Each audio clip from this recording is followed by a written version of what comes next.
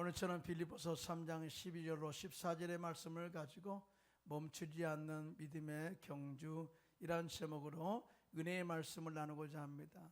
성경은 우리의 인생의 삶을 믿음의 경주라고 비교해서 말씀하셨습니다. 경주는 출발도 중요하지만 더 중요한 것은 끝까지 달려가는 것이죠. 어떤 사람은 빠르게 출발하였지만 중간에 멈추는 사람도 있고, 어떤 사람은 늦게 출발했지만 다시 일어나서 끝까지 달려가는 사람도 있습니다. 또 따라서 경주의 목적은 느리지만 끝까지 달려가는 것이다. 중간에 힘이 들고 어렵지만 또 때에 따라서는 포기하고 싶은 마음도 있지만 자신이 정한 목적에 다다를까지는 절대 멈추면 안 된다. 또 뿐만 아니라 경기를 마칠 때 하나님께서 우리에게 주어질 상을 기대하면서 달려가는 것이다 라고 이렇게 경주를 소망이 있는 메시지로 우리를 가르치고 있어요. 그래서 사도 바울은 오늘 본문에 나는 푯대를 향하여 그리스도 예수 안에서 하나님이 부르실 부름의 상을 위하여 달려간다 라고 고백을 한 것입니다. 우리는 오늘 2025년도 마지막 주일 예배를 드리고 있습니다. 그런데 이 예배는 이것으로 끝나는 것이 아니죠.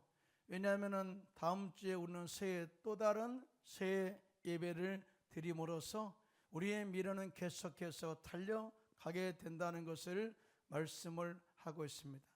그럼 우리는 멈추지 않는 믿음의 경주를 이루을 때에 하나님의 말씀 안에서 우리가 잘 준비해서 모두가 다 이 믿음의 경주를 완주하시기를 예수님의 이름으로 축원합니다. 자, 그러면 사도 바울은 이 멈추지 않는 믿음의 경주를 온전하게 이루기 위해서 어떤 자세로 그렇게 신앙 경주를 했을까? 첫째로 사도 바울은 지난 과거의 삶을 청산하여 잊어버리고 푯대를 향해서 달려갔다라고 고백을 하고 있어요. 오늘 본문 빌립보서 3장 13절에 함께 합독해요. 시작. 형제들아, 나는 아직 내가 잡은 줄로 여기지 아니하고 오직 한 일, 즉 뒤에 있는 것은 잊어버리고 앞에 있는 것을 잡으려고 푯대를 향하여 또한 부름의 상을 위해서 달려간다라고 선포를 하고 있어요. 여러분 생각해 보십시오. 지난 과거에 집착하는 사람은 미래가 없습니다. 또 지난 과거에 내가 정말 경험했던 모든 삶 가운데 빠져 사는 사람들은 미래에 향할 그러한 꿈을 볼 수 없습니다. 뿐만 아니라 퇴보된 삶을 살 수밖에 없는 것이죠. 경주하는 사람은 절대 들어보면 안 된다 그 말이죠. 자신의 신앙의 페이스를 잘 유지해서 앞만 보고 푯대를 달려가는 것이 신앙 경주의 자세다라고 가르치고 있는 거예요. 앞으로 열심히 달려가다가 누가 이야기할 때 뒤를 돌아보면은요, 시간이 늦어지게 되는 것이죠. 속도가 늦어지게 되는 것이죠. 뿐만 아니라 사람 부르면 그쪽으로 가다 보면 방향감을 잃어버리게 되죠. 결국은 가다 보면 지쳐서 모든 경기를 중단하는 경우가 있게 된다는 거예요. 그래서 사도 바울은 자신이 목표를 정한 믿음의 경주를 완주하기 위해서는 과거의 삶을 청산하고 깨끗하게 잊어버리고 푯대를 향해서 달려간다라고 그렇게 고백을 하고 있는 거예요. 여기서 잊어버리고 라는 단어는요, 이런 의미가 있습니다. 이 과거 기억에 관심을 빼앗겨서 내가 희망을 품고 앞으로 달려가는 이 새로운 일에 내 삶 속에 방해가 되는 모든 것들을 의도적으로 끊어라, 그런 의미가 있어요. 사실은 과거에 집착하게 되면은요, 절대 우리가 앞으로 전진할 수 없다 그 말이죠. 이 말씀 속에는 이런 의미가 있습니다.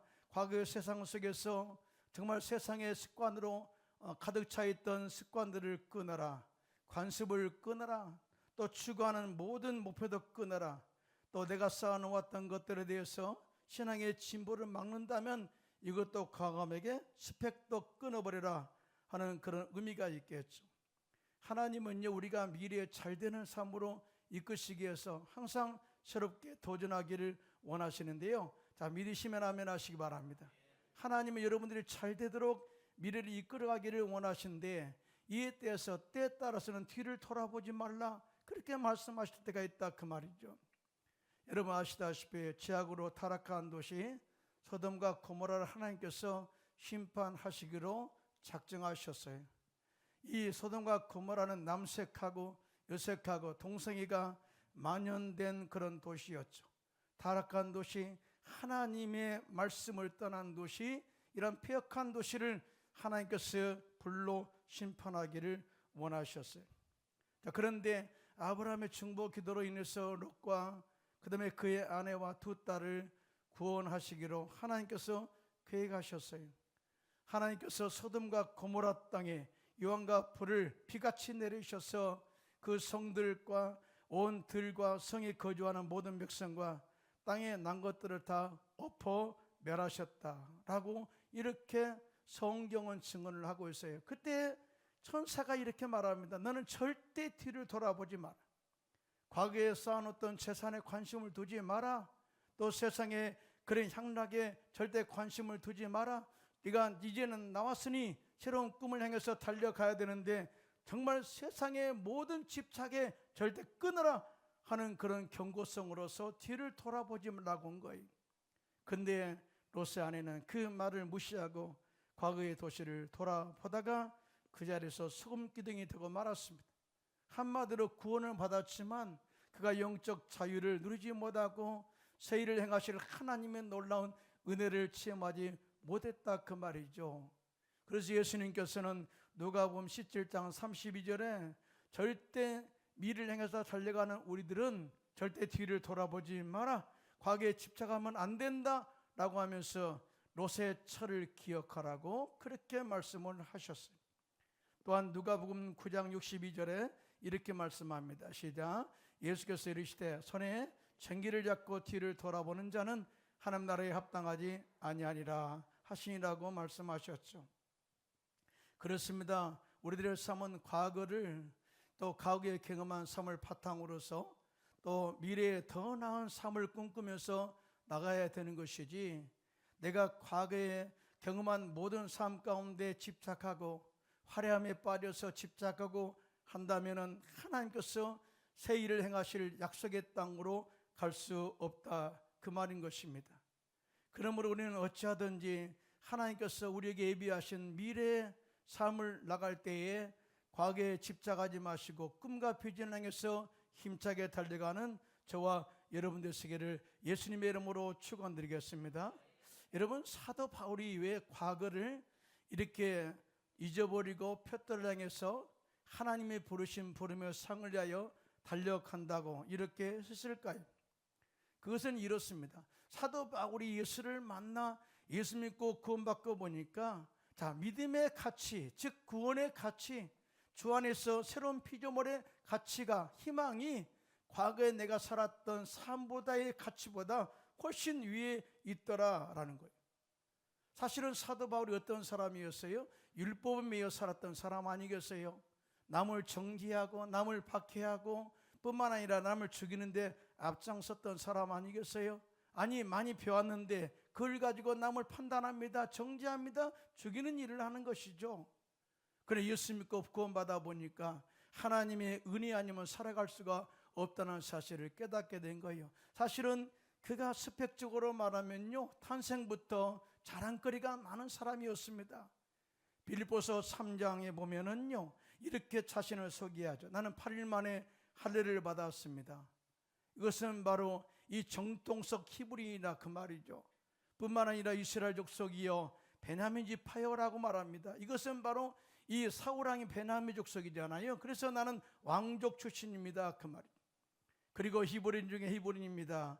율법으로는 바리새인이요 열심으로는 교회를 박해하고 율법에 이르는 흠이 없는 자였습니다. 한마디로 말하면 나 같은 사람이 없을 거예요. 세상적으로 지식이 충만해서 가마리알 문화생으로서 정말 최고의 학부를 자랑했던 사람이었거든요. 그런데 이걸 가지고 뭐 했어요? 사람을 죽이는 일을 한 거예요. 그런데 예수 믿고 나니까 참 이 모든 것이 다 쓸데없더라, 배설물이더라, 정말 사람을 죽이는 일에 쓸 뿐이지 사람을 살리는 일을 할 수 없더라. 다시 말해서 믿음의 가치보다 이것은 아무것도 아니더라 라고 깨닫게 된 거예요. 그래서 그가 이 빌립보서 3장 7절로 8절에 이런 고백을 합니다. 시작. 그러나 무엇이든지 내게 유익하던 것을 내가 그리스도를 위하여 다 해로 여길 뿐더러 또한 모든 것을 해로 여기면 내 주 그리스도 예수를 아는 지식이 가장 고상하기 때문이라.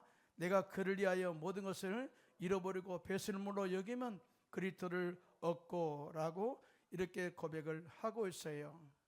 예수 믿고 하나님의 자녀가 되어보니까 십자가의 구원의 가치보다 더 높은 것은 없더라. 내가 스패를 가지고 사람을 죽였지만 바로 예수 그리스도의 십자가에 있는 사람을 살리는 일을 하더라. 또 뿐만 아니라 내가 이렇게 열심히 배웠던 모든 것들은 내가 과거의 모든 삶을 돌아보니까 이 초등학문 정말 너무나 하찮은 그런 이 교육에 불과했더라 라고 그가 고백을 하고 있는 것입니다. 자, 그래서 그런 과거에 화려했던 자리에서 내려오게 되었고요, 겸손하게 예수님께 사명을 받은 또 부름에 또 상급을 위해서 달려가는 사람으로 변화된 것을 우리가 보게 됩니다. 또 뿐만 아니라 사도 바울이 뒤의 것을 잃어버린다라고 하는 의미는요, 과거의 상처의 트라우마에서 벗어났다라고 하는 의미를 가지고 영적 자유를 선포하고 있는 것입니다. 사역이라는 것은요, 과거에 내가 경험한 트라우마에 빠지게 되면은요, 절대 앞으로 전진해 나갈 수가 없어요.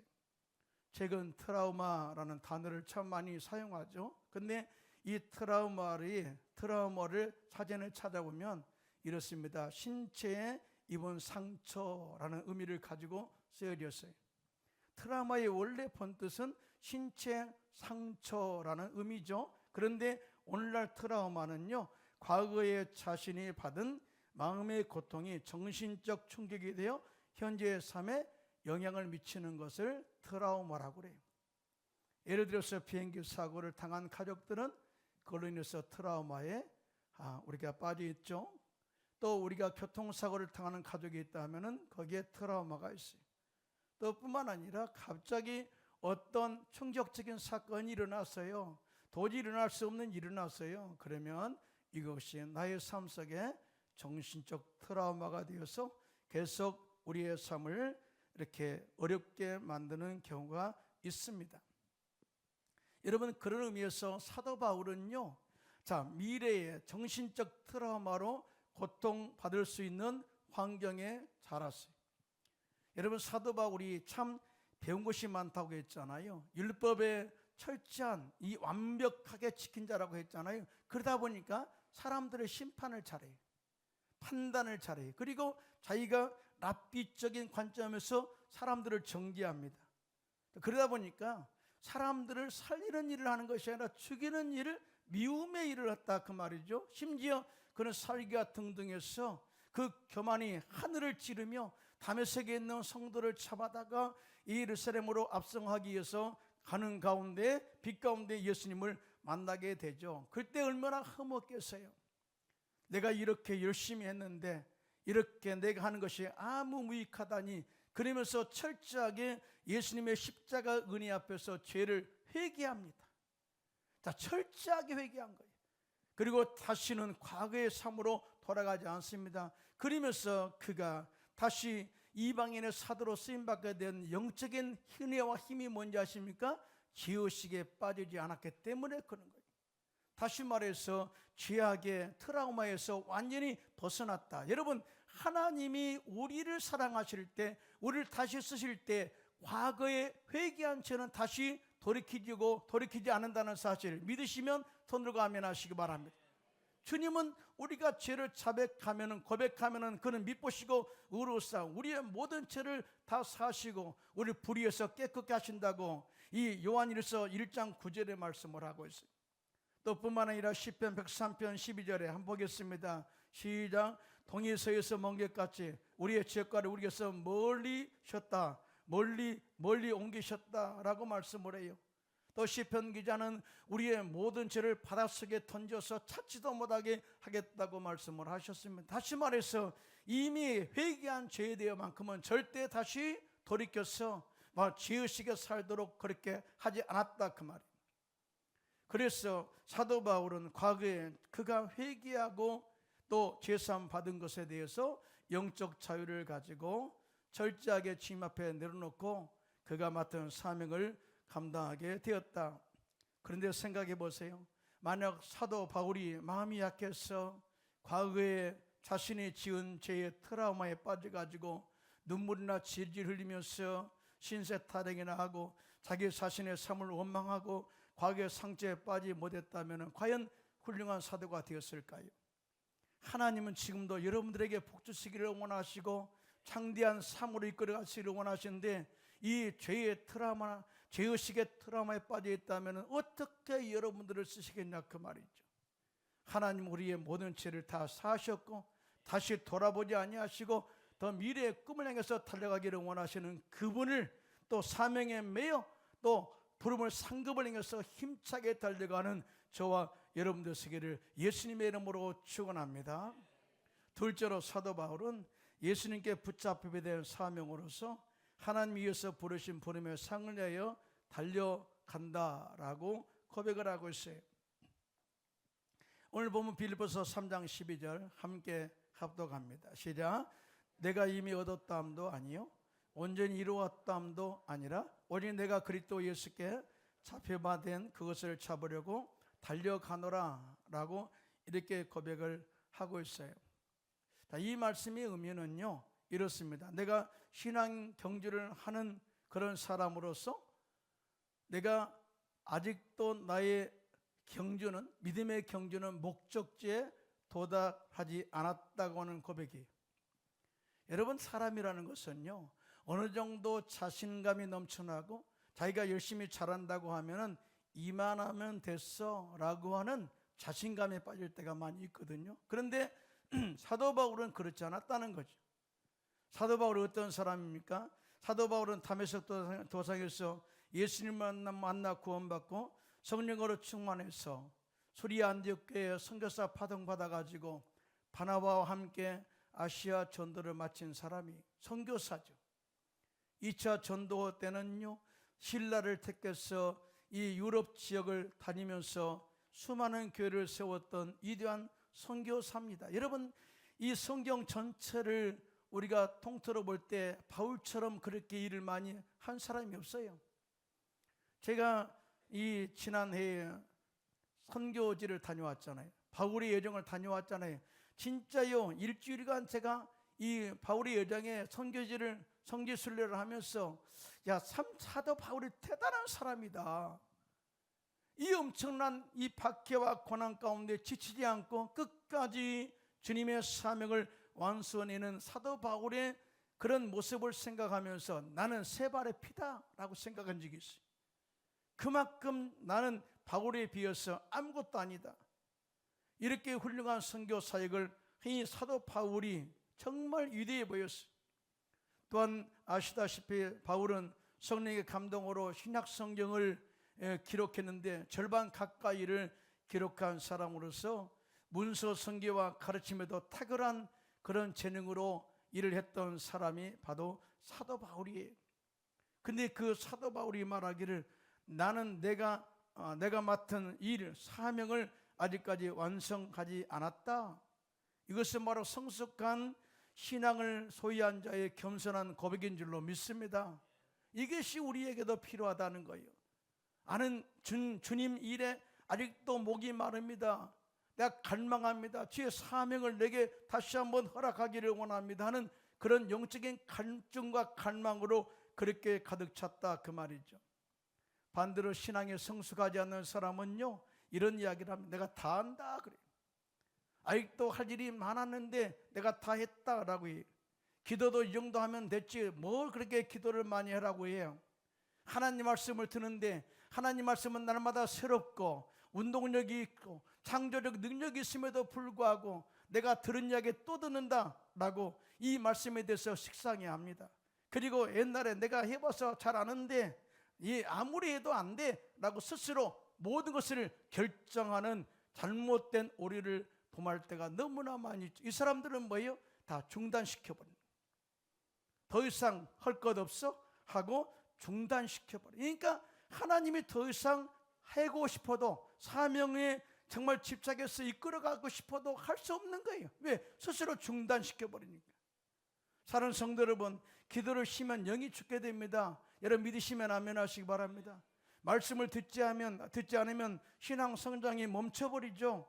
성령의 충만한 능력을 받지 않으면 영적 분별력이 사라져버리죠. 그리고 영적 능력이 없으니 귀신을 쫓아낼 수가 없죠.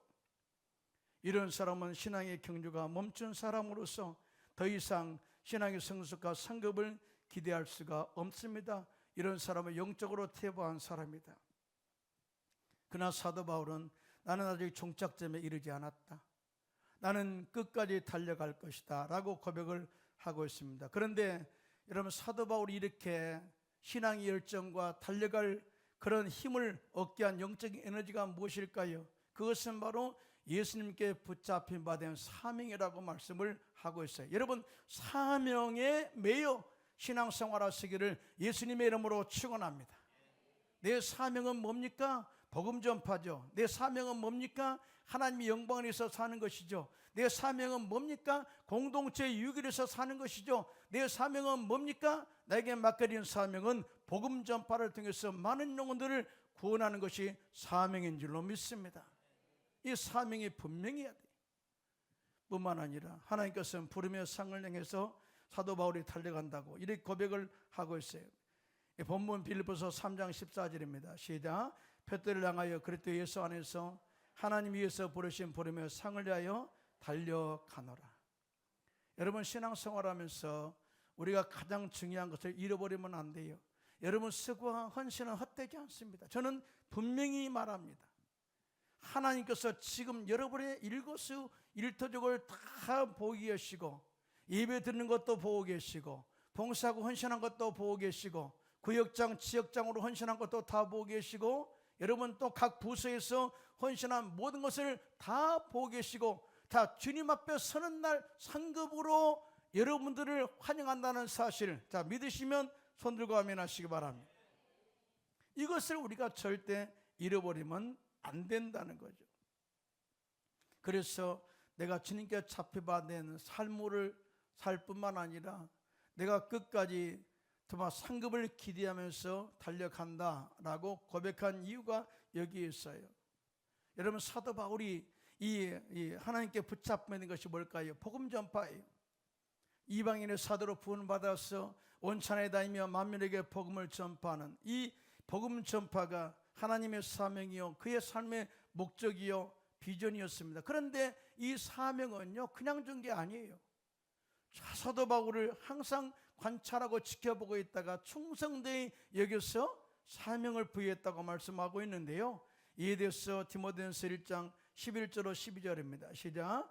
이 교훈은 내게 맡기신 바 복되신 하나님의 영광의 복음을 따름이라. 나를 능하게 하신 그리스도 예수 우리 주께 내가 감사함은 나를 충성되이 여겨 내게 직분을 맡기심이니. 그래요.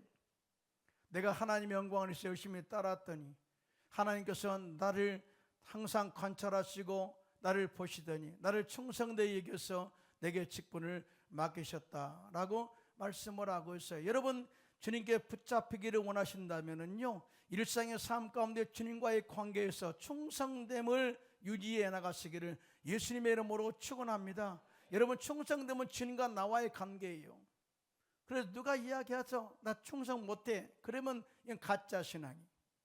하나님께서 여러분을 복주시기 위해서 충성된 직분을 맡기셨는데 이것을 헌신작 하듯이 차버리면 안 된다, 그 말이죠.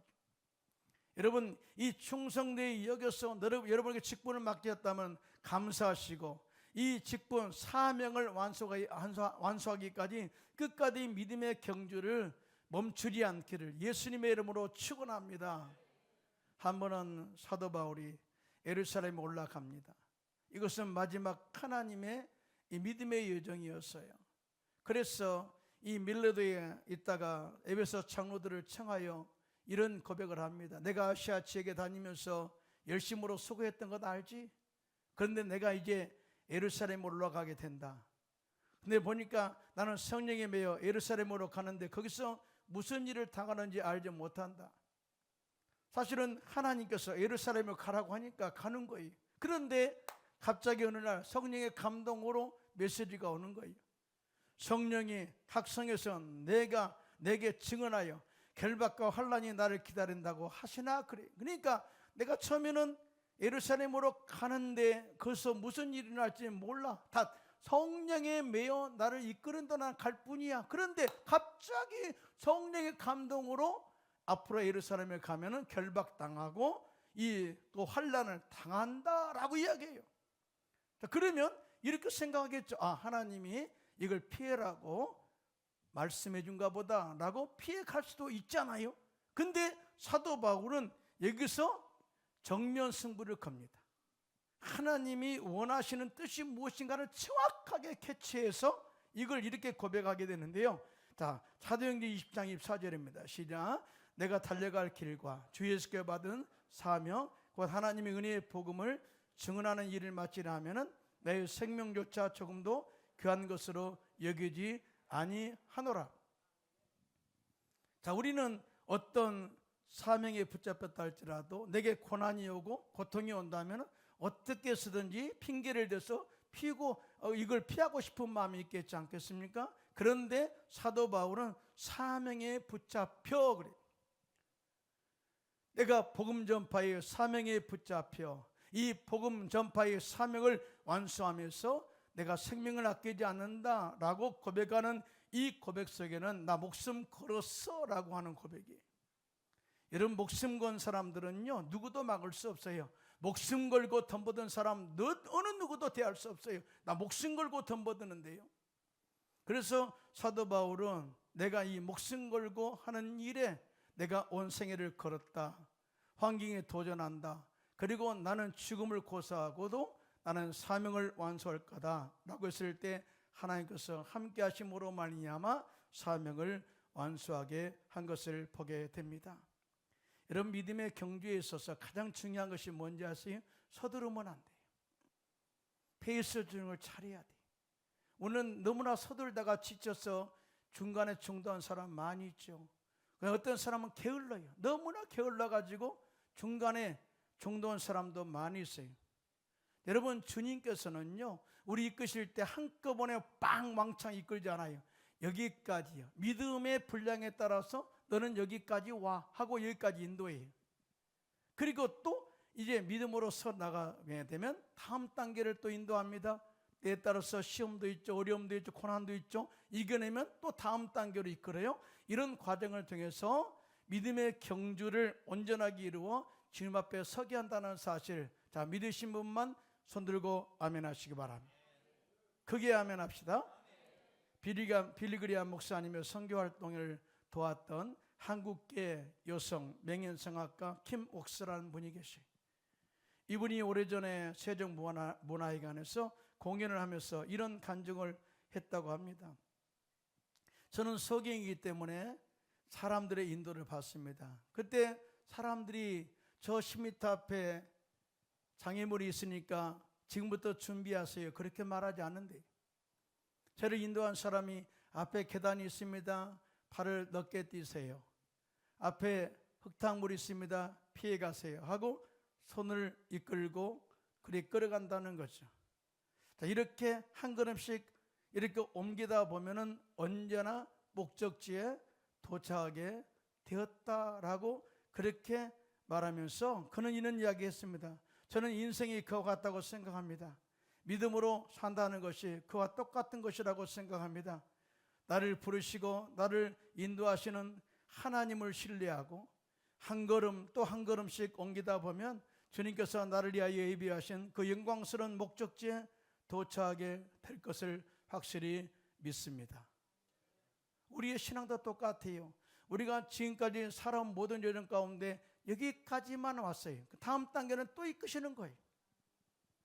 이 부분들을 우리가 잘 숙지한다면요, 그리고 따라간다면 우리의 믿음의 경주는 끝나지 않았지만 사명에 매여 부르며 상을 위해 달려가는 우리의 믿음의 종착지에 하나님의 상급이 우리에게 예비되어 있는 줄로 믿습니다. 그래서 이 믿음의 경주는 중요하다는 거예요. 자, 우리는 오늘 2025년도 마지막 주일 예배를 드렸습니다. 자, 그러면 이렇게 생각해요. 끝났다고. 그러지 않아요. 그러나 우리의 믿음의 경주는 끝나지 않았습니다. 오늘 또 내일 또 계속될 것입니다. 신앙생활할 때 이 믿음의 목적지가 없으면 힘이 생기지 않아요. 그러나 사명에 붙잡혀 봉사하고 헌신하는 사람은 자신이 하는 봉사와 헌신에 대해서 행복하게 도전하고 헌신한다는 사실을 알 수가 있습니다. 그리고 하나님께서 그에게 영적으로 지치지 않은 에너지와 열정을 주인다는 사실을 경험하게 되는 것이죠. 그러므로 우리 모두 하나님께 붙잡힌 바 된 사명을 우리 마음에 품고 하나님이 부르신 부름의 상을 위하여 푯대를 향하여 한 걸음씩 또 한 걸음씩 달려가 끝내 믿음의 경주를 완주하여 믿음의 승리를 이루는 날, 주님 앞에 설 때 잘했다 칭찬받고 상급을 기대하며 사는 저와 여러분 되시기를 예수님의 이름으로 축원합니다.